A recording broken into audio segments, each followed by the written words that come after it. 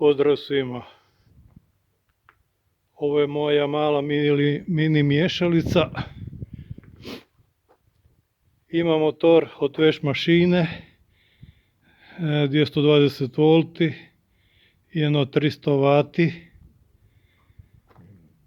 W. Prenos je napravljen sa remenicom i sa lancima od bicikle.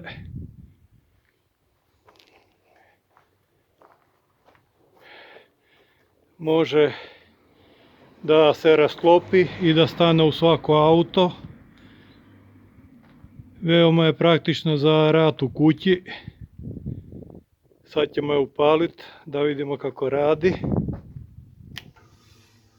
Evo, ona radi lijepo.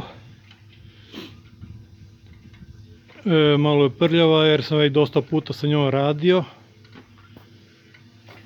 Sad ćemo spustiti je dolje.